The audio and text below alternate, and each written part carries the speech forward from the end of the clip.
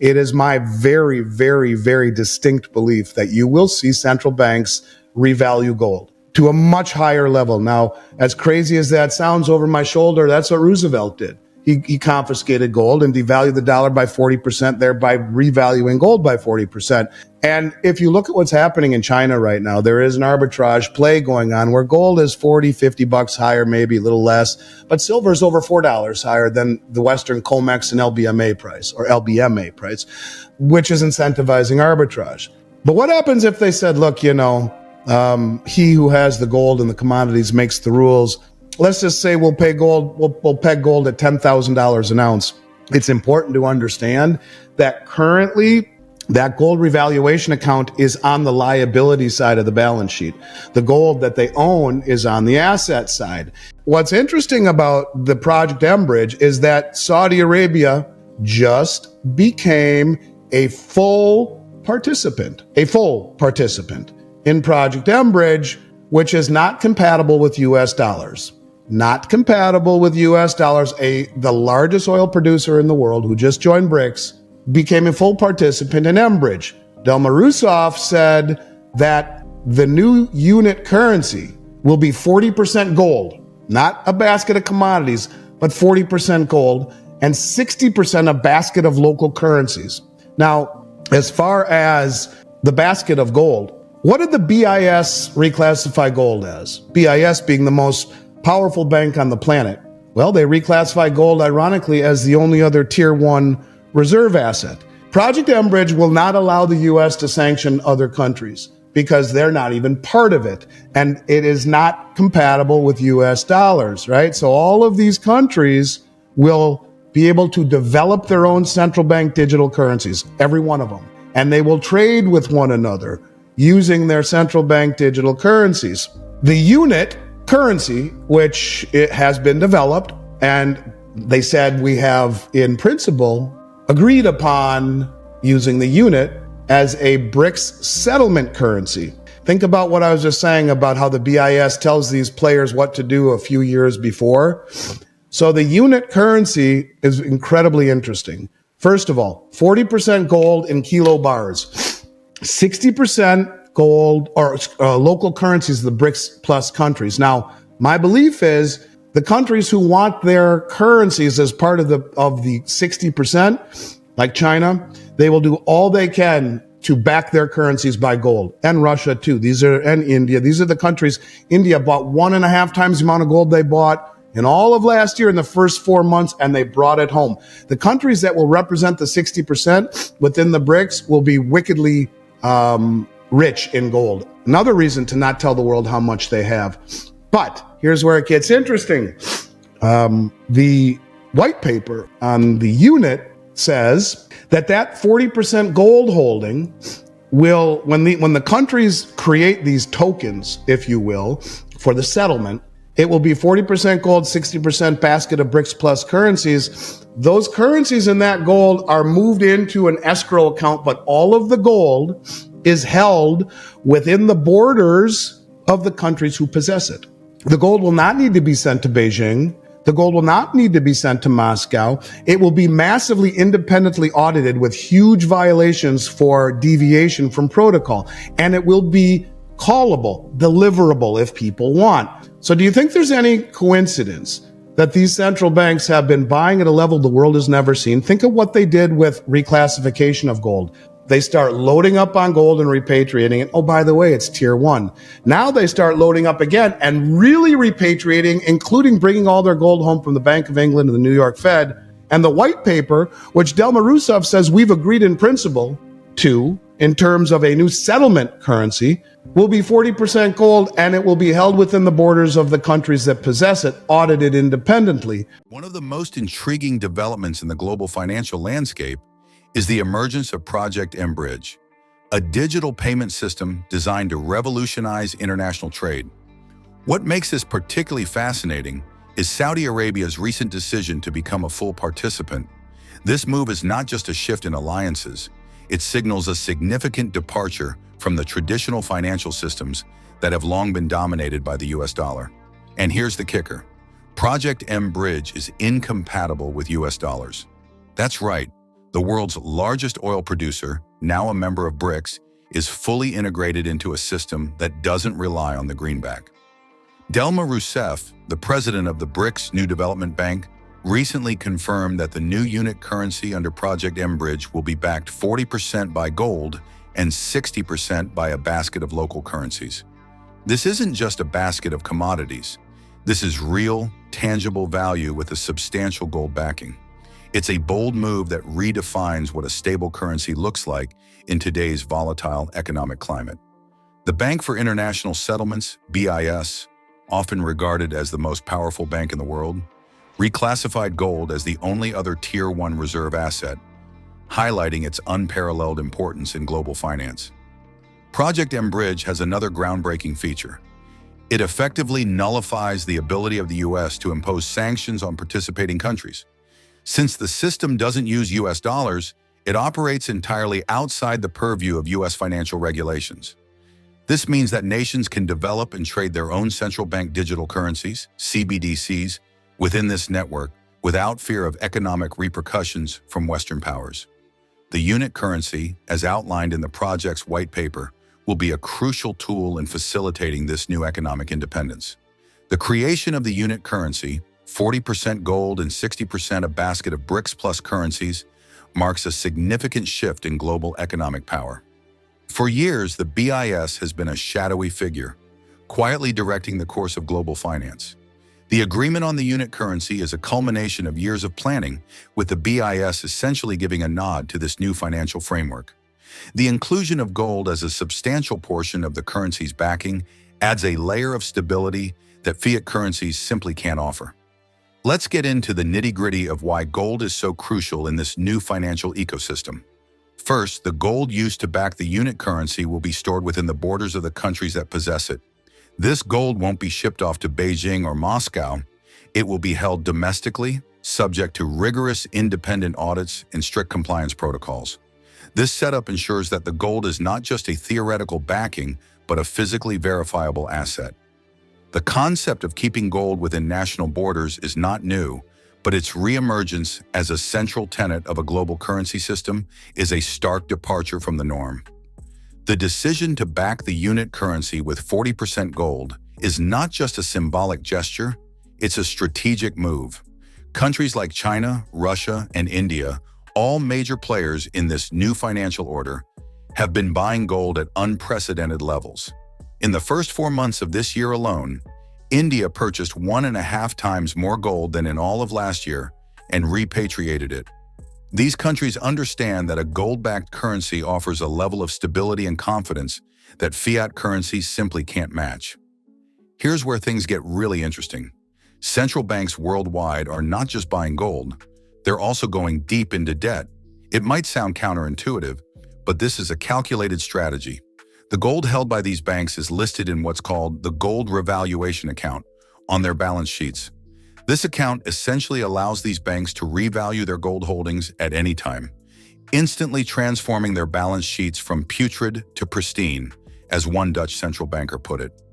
The potential for a massive revaluation of gold is not just speculation, it's a real possibility.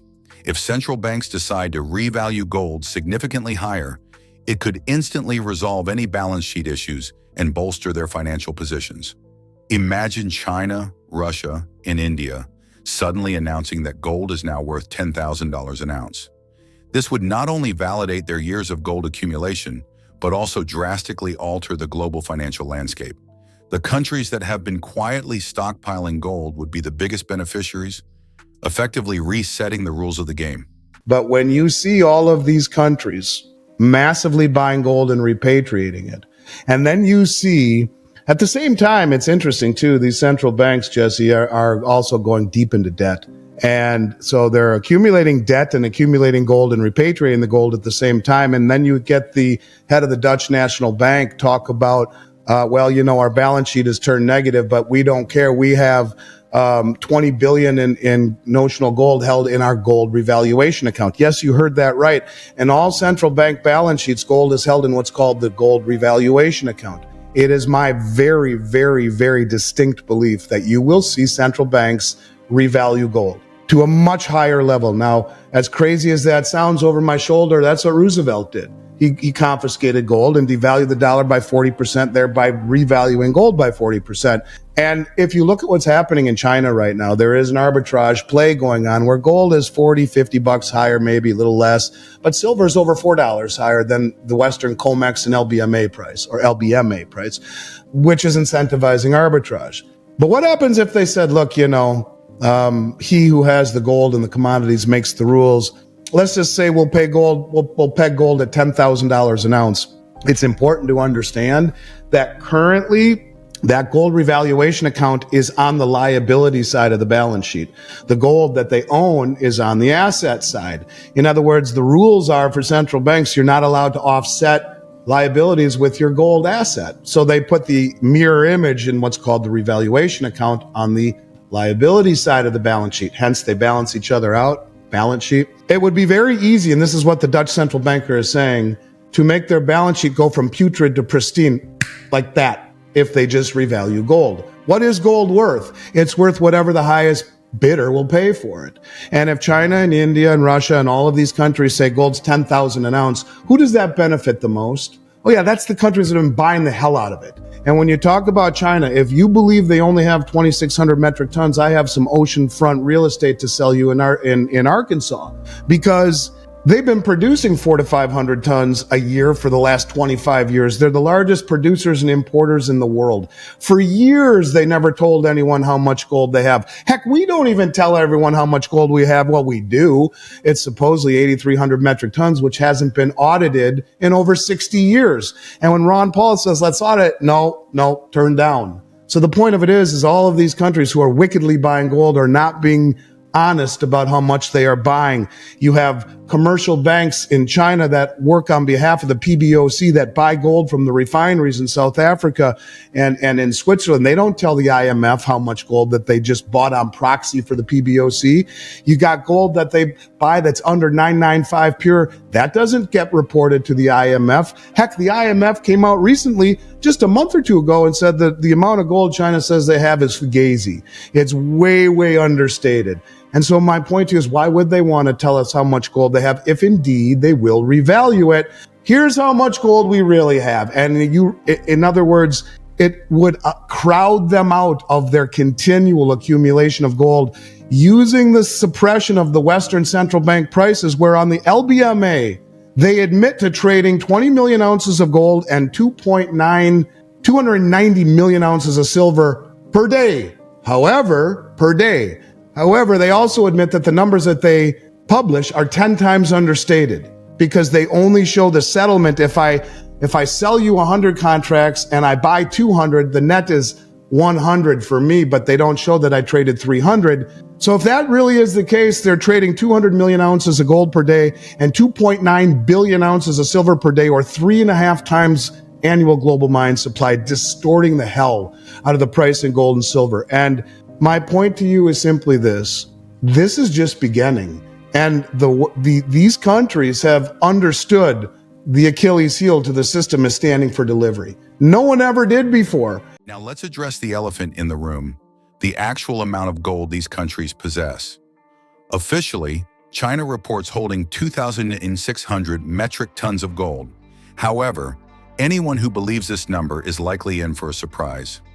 China has been the largest producer and importer of gold for years, and they've never been entirely transparent about their reserves. The same goes for other nations. The US claims to hold 8,300 metric tons, a figure that hasn't been audited in over 60 years. When former Congressman Ron Paul called for an audit, the idea was quickly dismissed, raising even more questions. Commercial banks in China often buy gold through proxies, such as refineries in South Africa and Switzerland, without reporting these transactions to the International Monetary Fund, IMF. The IMF itself recently suggested that China's actual gold holdings are significantly underreported. Why would these countries want to reveal their true holdings if they plan to revalue gold? Doing so would only disrupt their accumulation strategy, as prices would skyrocket, making further purchases more costly. While gold grabs most of the headlines, silver is also playing a critical role in this new financial architecture. Silver's price has been artificially suppressed for years, primarily through paper trading markets like COMEX and the London Bullion Market Association, LBMA. However, countries like China and India have been quietly accumulating vast quantities of silver, recognizing its importance as both an industrial and monetary asset. The LBMA admits to trading 20 million ounces of gold and 290 million ounces of silver per day. However, they also concede that these numbers are vastly understated, possibly by a factor of 10. This means that actual trading volumes could be 200 million ounces of gold and 2.9 billion ounces of silver per day, figures that dwarf the annual global mine supply. This kind of market manipulation has kept prices artificially low, allowing countries to stockpile these precious metals at bargain rates. The Chinese government, for instance, has been quietly buying up silver mines around the world. This isn't just about securing a valuable resource. It's a strategic play to gain leverage in the global market. As industrial demand for silver continues to grow, particularly in electronics and renewable energy technologies, the value of silver is set to rise. The artificial suppression of silver prices is a short-term tactic that these savvy players are using to their advantage. While gold and silver play pivotal roles in this new financial order, digital currencies are equally transformative. The rise of CBDCs offers countries the ability to conduct international transactions without relying on the traditional banking system. This shift is not merely technical, but deeply strategic. Digital currencies allow for greater control over monetary policy and financial stability. They also provide a way to circumvent sanctions and other forms of economic coercion. Project mBridge, with its focus on CBDCs, is at the forefront of this transformation. By creating a platform where countries can trade using their digital currencies, mBridge effectively reduces the influence of the US dollar in international trade. This is particularly significant for countries that have been subject to US sanctions. By developing their digital currencies and trading them on platforms like mBridge, these nations can bypass the traditional financial system altogether. The geopolitical implications of these developments are profound. The traditional Western-dominated financial order, with the US dollar at its center, is being challenged like never before. The rise of gold-backed digital currencies and the strategic accumulation of precious metals are creating a new economic reality. Countries that have long been on the periphery of global finance are now taking center stage, redefining the rules of the game. For Western nations, this presents both challenges and opportunities. On the one hand, the diminishing role of the US dollar could weaken the economic leverage that these countries have traditionally enjoyed. On the other hand, the emergence of new financial systems offers the potential for greater economic diversity and resilience. The key will be adaptability. Nations that can navigate these changes and integrate into the new financial architecture will thrive, while those that cling to the old order may find themselves increasingly isolated. In conclusion, the developments surrounding Project mBridge, the new unit currency, and the strategic accumulation of gold and silver represent a seismic shift in the global financial landscape. The era of fiat currency dominance is gradually giving way to a more diversified and resilient system backed by tangible assets and digital innovations. For our viewers, the message is clear. The financial world is changing, and those who adapt will be the ones who prosper. Diversifying your investments, staying informed about global trends, and being open to new opportunities are crucial steps in securing your financial future. Thank you for joining us today. As always, we encourage you to stay curious, stay informed, and stay strategic. The world is changing, and with the right knowledge and preparation, you can navigate these changes successfully. Let's continue to explore the value of gold, silver, and digital currencies in this rapidly evolving world and secure a prosperous future for ourselves and the generations to come. Stay informed about the latest developments shaping the precious metals market with regular updates from the Finance Daily team. Not only that, but as a subscriber, you'll also receive timely silver and gold price notifications and early access to groundbreaking news unavailable to the general public. Join our free gold and silver newsletter today. Link in the description.